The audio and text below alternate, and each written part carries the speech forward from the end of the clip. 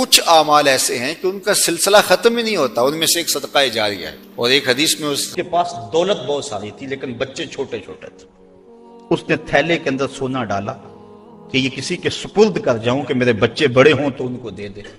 سوچا غریب کو دیا تو وہ سنبھال نہیں سکے گا، بچوں کو دیا تو وہ ضائع کر دیں گے۔ ایک دوست تھا اس کا امیر ترین، اس کو کہا کہ میاں یہ سونا اور تھیلا ہے، ساتھ وصیت نامہ لکھا، جب میرے بچے بڑے جوان ہو جائیں، بالغ ہو جائیں تو جو تیرا جی چاہے ان بچوں کو دے دینا۔ یہ اس نے وصیت کی اور وہ سب کچھ اس کے سپرد کیا۔ بچے جوان ہوئے، اس نے لوگوں کو بلایا، بچوں کو بلایا، سونا تھیلا سب کچھ سامنے رکھا، وصیت نامہ پڑھا۔ ان کے باپ نے جب مرتے ہوئے مجھے یہ سونا تھیلے میں ڈال کر دیا تو ساتھ یہ وصیت نامہ لکھ کر دیا کہ جب میرے بچے جوان ہوں گے جو تیرا جی چاہے بچوں کو دے دے۔ تو اس نے سونا اپنے پاس رکھ لیا اور خالی تھیلا بچوں کو دے دیا۔ اب سارے کہیں ظلم ہوا ہے، یتیموں کے ساتھ ظلم ہوا ہے، لیکن کریں کیا کہ وصیت نامہ ہی ایسا تھا، نہ عدالتی چارہ جوئی ہو سکتی ہے، نہ اس کو کہا جا سکتا ہے۔ سارے کہیں ظلم ہوا، علماء سے پوچھا، کہا ظلم ہوا، لیکن کیا کہا جا سکتا ہے؟ وصیت نامہ کے اندر بات ہی ایسی تھی کہ اس نے زیادتی کی ہے اور سب کچھ خود رکھ لیا۔ امام اعظم امام ابو حنیفہ سراج الامہ امام الائمہ، آپ کی خدمت میں لوگ حاضر ہوئے کہ یوں یتیموں کے ساتھ یہاں زیادتی ہوئی، لیکن وصیت نامے کی عبارت اس طرح کی تھی، اس لیے کوئی بول بھی نہیں سکتا، آپ کو ارشاد فرمائیں۔ کہا دوبارہ سب لوگوں کو جمع کر لو، اسے بھی بلا لو، بچوں کو بھی بلا لو۔ بلا لیا گیا، کہا میاں وصیت نامہ پڑھو۔ کی ہوتی رہی خراب، بچی مگر غریب کی فاقوں سے مر گئی۔ تو اس سے بڑی بے حیائی کیا ہوگی کہ ایک گھر میں گھی کے چراغ جلتے ہوں، ایک گھر کے اندر فضول خرچیوں پر مال لنڈھائے جا رہے ہوں، اور دوسری طرف بیوہ کی یتیم بچیاں گھر میں بوڑھی ہو رہی ہیں، اور کوئی ان کا رشتہ قبول نہ کرتا ہو کہ ان کے پاس دینے کے لیے کچھ نہیں ہے، اور ہم پیسے اڑا دیں اپنے نفس کی خواہش کے لیے، جو ہے وہ لاکھوں روپے خرچ کریں اور اپنی گلی میں ان غریبوں اور یتیموں کا لحاظ نہ رکھیں، تو اس سے بڑی بے حیائی اور کیا ہو سکتی ہے؟ اللہ تعالیٰ نے بخل کو جو ہے وہ فحشاء کے ساتھ تعبیر کیا کہ شیطان تمہیں بے حیائی کا حکم دیتا ہے۔ واللہ یعدکم مغفرۃ منہ وفضلا، اور اللہ تمہیں مغفرت کا اور اپنی جناب سے فضل کا وعدہ دیتا ہے۔ تم اس کی راہ میں خرچ کر کے تو دیکھو، وہ تمہارے گناہوں کو معاف کر دے گا، اور جب تم اس کی راہ میں خرچ کرو گے تو اس کا فضل ہوگا، یعنی تمہارا مال کم نہیں ہوگا۔ عقل یہی کہتی ہے، شیطان بھی یہی وعدہ دیتا ہے، اور اکاؤنٹنٹ سے پوچھو تو وہ بھی کہتا ہے کہ اتنے خرچ کرو گے تو اتنے کم ہوں گے، کیلکولیٹر بھی یہی حساب دیتا ہے، لیکن اللہ کہتا ہے میں وعدہ دیتا ہوں فضل کا، تم خرچ کر کے دیکھو تمہارے مال بڑھا دوں۔ اور میں ایک مثال دیا کرتا ہوں، پرانے دور میں یہ ہم نے بھی دیکھا ہوا دور کہ کنویں سے پانی نکال کر کھیتوں کو ہم سیراب کیا کرتے تھے، پھر دیکھتے دیکھتے ٹیوب ویل آ گئے تو ان سے پانی ہم اپنے کھیتوں کو دینے لگے۔ وہ جو کنویں تھے ان کو باقاعدہ بند نہیں کیا، لیکن اب کہیں کوئی پرانا کنواں ہو تو وہاں جا کر دیکھو، ایک تو پانی بہت نیچے جا چکا ہے، دوسرا ڈول ڈال کر نکالو گے تو گندا ہو چکا ہے، سونگو گے تو بدبودار ہو چکا ہے۔ پانی وافر تھا، شفاف تھا، کثیر تھا، پاکیزہ تھا، لیکن اب وہی پانی نیچے بھی چلا گیا، نہ اس کی فراوانی رہی، نہ اس کی تازگی رہی، نہ اس کا وہ شفاف پن رہا۔ کیوں؟ اس لیے کہ جب وہ کنواں اپنا باہر دیتا تھا، نیچے سے سوتے پھوٹتے تھے، جتنا لٹاتا تھا اللہ اور دے دیتا تھا، جب اس نے باہر دینا چھوڑ دیا اللہ نے اس کو عطا کرنا چھوڑ دیا۔ اس لیے اس کی راہ میں دیتے جاؤ گے، اللہ خزانوں کے منہ تمہارے لیے کھول دے گا، تمہارے مال میں خدا کی راہ میں دینے سے کبھی کمی نہیں آئے گی۔ اگر کسی کا مال کم ہوا ہے، کاروبار لوگوں کے دیکھیں ہم نے، بڑے بڑے کاروبار اس میں ختم ہو جاتے ہیں، تلک الایام نداولها بین الناس، دن پلٹتے رہتے ہیں، آج اور کل کیفیت اور۔ اس کی وجہ یہ نہیں ہے کہ اس نے راہ خدا میں لٹایا تو اس لیے ایسا ہوا، اس کی وجہ اور ہے۔ اس لیے راہ خدا میں جتنا مرضی مال دو گے کم نہیں ہوگا، بلکہ اللہ تعالیٰ وعدہ دیتا ہے کہ تم اس کے راہ میں دو گے تمہارا مال بھی بڑھا دوں گا اور تمہاری بخشش بھی فرما دوں گا۔ اللہ اکبر۔ یؤتی الحکمت من یشاء، یہ ساتھ ہی ذکر تھا مال کے خرچ کرنے کا، یہاں ذکر حکمت کا کر دیا، وہ جسے چاہے حکمت دے دیتا ہے۔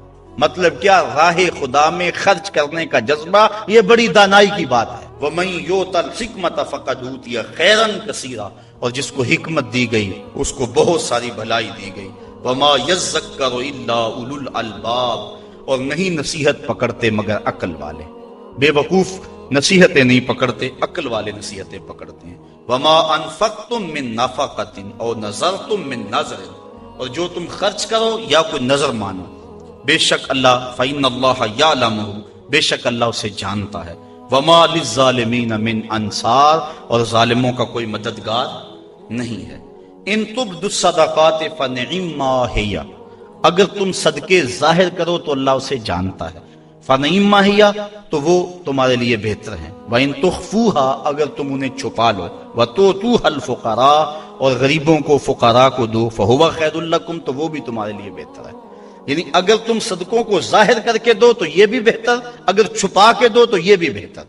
امام رازی تفسیر کبیر کے اندر اسی آیت کریمہ کے تحت 5-6 چیزیں بیان فرمائی کہ صدقہ کب چھپا کے دینا چاہیے اور کب ظاہر دینا چاہیے. گفتگو وہ لمبی ہے، میں ایک بات عرض کر کے اجازت چاہوں گا اور بات آگے بڑھاؤں گا. 2 طرح سے جو ہے وہ صدقہ دیا جاتا ہے، ظاہر اور پوشیدہ. اور اس میں اگر کسی شخص کو آپ دے رہے ہیں، کسی ذات کو دے رہے ہیں، تو پھر اس وقت مستحب اور بہتر یہ ہے کہ آپ چھپا کے دیں. کسی کی مدد ذاتی طور پہ کر رہے ہیں، غریب ہے، بیوہ ہے، یتیم ہے، تو پھر اس کی غربت کا اشتہار نہ لگائیں. پھر بہتر ہے کہ چھپ کے دیں. اور آقا کریم نے فرمایا 7 اشخاص قیامت کے دن اللہ کے عرش کا ٹھنڈا سایہ پائیں گے جب کوئی سایہ نہیں ہوگا. ان میں ایک شخص یہ فرمایا وَرَجُلٌ تصدق بصدقۃ فاخفاها حتى لا تعلم شماله ما تنفق يمينه، وہ آدمی جس نے تنہائی میں صدقہ دیا اور اتنا خفیہ دیا کہ جو دائیں ہاتھ نے کیا وہ بائیں کو خبر نہ ہو. فرمایا کل قیامت کے دن جب کوئی سایہ نہیں ہوگا اللہ اسے اپنے عرش کا ٹھنڈا سایہ نصیب ہوگا، اور جو عرش کے سائے تلے ہوگا قیامت کی تکلیف سے محفوظ ہوگا. جو عرش کے سائے تلے ہوگا وہ قیامت کی پریشانیوں سے محفوظ ہوگا. جو عرش کے سائے تلے ہوگا اس کو جام کوثر ضرور دیا جائے گا، اور جو ایک گھونٹ بھی پی لے گا 50,000 سال کے دن میں اسے کبھی بھی پیاس نہیں لگے گا. تو جس نے اپنے صدقے کو خفیہ دیا، دائیں نے دیا، بائیں کو خبر نہ ہو. اللہ اکبر. بلکہ علماء اس کی تشریح میں لکھتے ہیں کہ جس کو صدقہ دیا جا رہا ہے بہتر ہے کہ اس کو بھی خبر نہ ہو. اس انداز سے اس کے گھر میں پھینک آؤ کہ اسے بھی پتہ نہ ہو کہ میرے اوپر کون مہربانی کر گیا. اللہ اکبر. اگر ایسا ہو تو یہ انتہائی خفیہ حالت ہے. اللہ اکبر اللہ اکبر. تو کہا کہ اگر تم صدقہ خفیہ دو تو وہ بھی تمہارے لیے بہتر ہے، اور اگر تم ظاہر دو تو ظاہر دینا کس وقت مستحب ہے جس میں کسی شخص کی ذات کا معاملہ نہ ہو. مثال کے طور پہ مسجد کے لیے فنڈ مانگا جا رہا ہے، دارالعلوم کے لیے مانگا جا رہا ہے، کسی ہاسپٹل کے لیے مانگا جا رہا ہے، کسی اور رفائی کام کے لیے مانگا جا رہا ہے. لہٰذا وہاں آپ اس نیت سے کہ اگر میں اٹھ کے اعلان کروں گا تو میرے دیکھا دیکھی کئی اعلان کریں گے، لہٰذا مدد ہو جائے گی. تو آقا کریم نے ایک مرتبہ جہاد کے لیے فنڈ مانگا تو ایک صحابی نے جلدی سے آغاز کر دیا، اس کو دیکھنے سے باقی بھی اٹھ کھڑے ہوئے. تو آقا کریم نے اس وقت فرمایا تھا من سنہ فی الاسلام میں سنتن حسنتن فلہ اجرہا، جس نے اسلام میں ایسے اچھے طریقے کو رائج کیا اللہ تعالیٰ اس کو اس کا اجر عطا فرمائے گا، اور اس کے دیکھا دیکھی جس نے اس کام کو کیا اللہ اس کا اجر بھی سے عطا فرمائے گا. تو اس نیت سے اگر ظاہر کر لیا جائے تو وہ زیادہ فضیلت والا ہے. دوسرا، اگر آپ خفیہ کی بجائے اعلانیہ کرتے ہیں تو اس سے آپ کے نفس پر ریاکاری کا امکان پیدا ہو جاتا ہے. تو پھر بہتر یہ ہے کہ ریاکاری سے بچنے کے لیے خفیہ صدقہ کیا جائے تاکہ اللہ تعالیٰ آپ کے اس عمل کی برکت آپ کو نصیب فرمائے، ورنہ ایسا ہوگا کہ ریاکاری سے سب کچھ برباد ہو جائے گا. آگے ارشاد فرمائے وَيُكَفِّرُ عَنْكُم مِّن سَيِّئَاتِكُم، اگر تم اللہ کی راہ میں چھپ کے یا ظاہر صدقہ کرو گے تو اللہ کے نزدیک وہ بہتر ہے اور وہ اس سے تمہارے گناہوں کو اتار دے گا. یعنی صدقہ دینے سے جو ہے وہ گناہ مٹتے ہیں. واللہ بما تعملون خبیر، اور جو تم کر رہے ہو اللہ اس کو دیکھ رہا ہے. نہیں کسی نے دیکھا، جس کو تم نے دیا اس نے بھی نہیں دیکھا، کسی کو نہیں کانوں کان خبر ہوئی، لیکن جس کے لیے دے رہے وہ تو دیکھ رہا ہے. اللہ اکبر. یہ اپنی اپنی نیت پر منحصر ہے کہ کس کی نیت کیا ہے.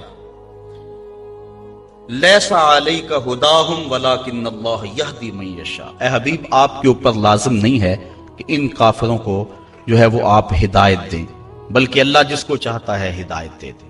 یہ کفار کو صدقہ دینے کے جواز پر آیت نازل ہوئی۔ صحابہ صدقہ اپنا دیتے تھے، اپنوں کو مسلمانوں کو بھی، لیکن ان کے رشتہ دار کافر بھی ہوتے جو پریشان ہوتے، تو دل میں آتا یہ کافر ہیں، تو اللہ تعالیٰ نے اجازت دی کہ ان کو بھی آپ دے سکتے ہیں۔ تو کافر کو صدقہ واجبہ نہیں لگتا، یعنی زکوٰۃ نہیں لگتی، صدقہ فطر نہیں لگتا، اور جو منت کا جو صدقہ ہے وہ نہیں لگتا، واجبہ نہیں لگتا، نافلہ صدقے جو ہیں ویسے تعاون کر دیا جائے تو وہ اس کو لگ جاتا ہے۔ اس کی دلیل قرآن مجید کی یہ آیت ہے، وَمَا تُنْفِقُوا مِنْ خَيْرٍ فَلِأَنفُسِكُمْ، اور تم جو اچھی چیز دو تو تمہارا ہی اس میں بھلا ہے، فائدہ تمہیں ہی ہوگا، تمہارا ہی بینک ہے۔ وَمَا تُنْفِقُونَ إِلَّا ابْتِغَاءَ وَجْهِ اللَّهِ، اور تمہیں خرچ کرنا مناسب نہیں مگر اللہ کی رضا چاہنے کے لیے۔ وَمَا تُنْفِقُوا مِنْ خَيْرٍ يُوَفَّى إِلَيْكُمْ، اور جو مال تم خدا کی راہ میں دو گے اس کا تمہیں پورا پورا اجر ملے گا۔ وَأَنْتُمْ لَا تُظْلَمُونَ، تمہارے سے ظلم نہیں کیا جائے گا، جدیہ اس کا پورا پورا اجر ملے گا۔ لِلْفُقَرَاءِ الَّذِينَ أُحْصِرُوا فِي سَبِيلِ اللَّهِ، یہ کہا کہ کافروں کو تم صدقہ دے سکتے ہو، لیکن فرمایا تمہارے صدقے کے زیادہ حقدار وہ ہیں، کون؟ لِلْفُقَرَاءِ الَّذِينَ، وہ فقیر لوگ، احسروا فی سبیل اللہ، جو اللہ کی راہ کے اندر رکے ہوئے۔ اس سے مراد احسروا فی سبیل اللہ سے مراد مفسرین نے اصحاب صفہ لیے ہیں۔ یہ 400 کے قریب صحابہ تھے، 300 سے لے کر 400 تک ان کی تعداد مختلف روایات میں آئی ہے۔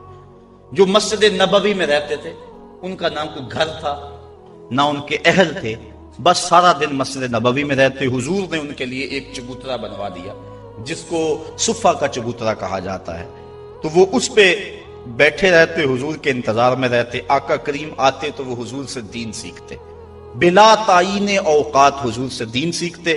کسی غزوے پر حضور ان کو چاہتے تو ساتھ لے جاتے، کسی سرایہ پہ بھیجتے تو وہ حضور کے حکم کی جو ہے وہ تعمیل کرتے۔ زیادہ کوشش کرتے کہ وہ لکڑیاں اکٹھی کر کے ان کو بیچ کر اپنے پیٹ کا گزارا کرتے، لیکن مصروفیت چونکہ تعلیم دین میں تھی تو وہ کمائی نہیں کر سکتے تھے۔ اللہ تعالیٰ جل شانہ نے یہاں باقاعدہ یہ بات ارشاد فرما دی، لا یستطیعون ضربا فی الارض، وہ زمین پر چل نہیں سکتے، یعنی باقاعدہ وہ کاروبار نہیں کر سکتے کیونکہ وہ دین کے علم کے لیے رکے ہوئے ہیں۔ کہا تمہارے صدقے کے زیادہ حقدار یہ طلباء ہیں، دین والے لوگ جو سب کچھ چھوڑ کے دین سیکھ رہے ہیں۔ یحسبہم الجاہل اغنیاء من التعفف، سوال نہ کرنے کی وجہ سے اس کو ناواقف آدمی سمجھتے ہیں یہ تو بڑے ٹھیک ٹھاک ہیں، یہ تو غنی ہیں، کیونکہ ہر بندہ اندر نہیں جھانک سکتا۔ وہ کیا کسی نے کہا تھا نا، ہستی پلکوں کے نیچے غم بھی پلتے ہیں، ہستی پلکوں کے نیچے غم بھی پلتے ہیں، مگر کون دیکھتا ہے اتنی گہرائی میں۔ تو وہ بظاہر ان کے چہرے مورے ایسے ہیں کہ لگتا یہ ہے کہ یہ بڑے ٹھیک ٹھاک، ضرورت ہی نہیں ہے، لیکن مالداروں کے اوپر لازم ہے کہ ان کو بھی تلاش کریں جو مانگتے نہیں اور ان کے گھر جا کے ان کی اعانت کر کے آئیں۔ اللہ نے اپنے محبوب سے مخاطب کر کے کہا، تعرفہم بسیماہم، محبوب تو ان کی پیشانیوں سے پہچان لیتا، لوگ نہ جانے تجھے تو پتا ہے نا۔ حضرت ابو ہریرہ رضی اللہ تعالیٰ عنہ باہر آ کے بیٹھ گئے، کہتے مجھے بھوک بڑی لگی ہوئی تھی اور اتنی بھوک کہ گزارا نہیں ہو رہا تھا، بیٹھا نہیں جا رہا تھا۔ میں نے کہا کوئی آدمی گزرتا میرے چہرے کو دیکھ کے پہچان لے گا۔ پھر ایک صحابی آئے، میں نے ان سے ایک مسئلہ پوچھا، وہ مسئلہ بتا کے چلے گئے۔ دوسرے آئے، میں نے قرآن کی آیت کے بارے میں پوچھا، وہ بتا کے چلے گئے۔ پھر دل و قلب و نگاہ کے مرشد اولین آ گئے۔ میں نے حضور سے مسئلہ پوچھا، حضور نے کہا ابو ہریرہ بھوک لگی ہوئی ہے؟ میں نے کہا ہاں حضور بھوک لگی ہے۔ پوچھا مسئلہ؟ آقا کریم میں بھوک لگی ہے، ہاں حضور بھوک لگی ہے۔ مسئلہ ہی یہی تھا۔ کہتے ہیں آ جاؤ میرے ساتھ آ جاؤ۔ پھر وہ روایت آپ علماء سے سنی کہ حضور اندر چلے گئے، اجازت دی۔ حضرت ابو ہریرہ فرماتے ہیں میں دیکھا دودھ کا ایک پیالہ پڑا، کہا ابو ہریرہ جاؤ جو صفہ پہ بیٹھے ان کو بھی بلا لاؤ۔ میں سوچا وہ تو 70 ہیں اور دودھ کا پیالہ ایک، لیکن حضور کا حکم تھا، میں بلا لایا۔ کہا اب ان کو پلاؤ۔ کہا پریشان تھا لیکن جب پہلے نے پیا ذرا بھی کم نہ ہوا۔ میں سمجھ گیا حوض کوثر کی نہروں سے کنیکشن جڑ گیا۔ کہا کہ ان سب کو پلاؤ۔ کہا ایک نے پیا، پھر دوسرے نے پیا، 70 آدمی دودھ پی گئے۔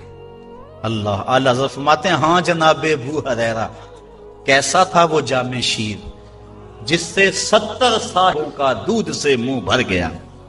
اللہ اکبر۔ کہتے ہیں پھر حضور نے مجھے پلایا، کہا اور پیو اور پیو، حتیٰ کہ میں سراب ہوا، حضور اب نہیں پیا چاہتا۔ پھر آقا کریم وہ پیالہ لیا۔ استاذ المکرم فرمایا کرتے تھے یہ تو دیکھتے ہو کہ ایک دودھ کا پیالہ 70 کے لیے کافی ہو گیا، یہ بھی تو دیکھو کونین کا سردار اور 70 کا جوٹا پی رہا، اس پہلو پہ بھی ذرا نظر جائے۔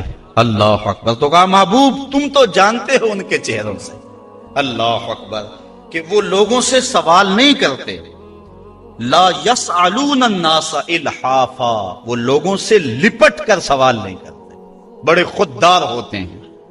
عموماً ایسے لوگوں کی تلاش بڑی ضروری ہے کہ جو لوگوں سے سوال نہیں کرتے، ورنہ ہم نے دیکھا ہے کہ جو لوگ مانگنے والے ہیں، سوال کرنے والے ہیں، وہ تو لاکھوں روپے جمع کر لیتے ہیں، اور جو بیچارے عزت نفس کا لحاظ رکھنے والے ہوتے ہیں ان تک کوئی بھی نہیں پہنچتا۔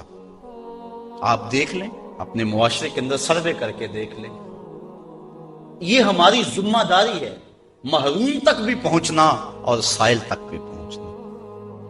اور یہ بات ذہن میں رکھیں کہ سوال کرنا یہ مومن کی شان نہیں ہے، بلکہ حضرت سیدنا صدیق اکبر جا رہے تھے تو آپ کا کوڑا گر گیا، گھوڑے سے اترے اور نیچے سے اٹھایا اور پھر بیٹھے۔ خادم نے عرض کی حضور آپ فرما دیتے میں اٹھا کے دے دیتا۔ کہا حضور نے سوال کرنے سے منع کیا، اس لیے میں نہیں سوال کرنے کی ہمت رکھتا۔ یہاں تک جو ہے وہ ہمارے جو ہے وہ اسلاف جو بزرگ جو ہیں صحابہ اس کا خیال رکھتے تھے۔ ہاں علماء نے اجازت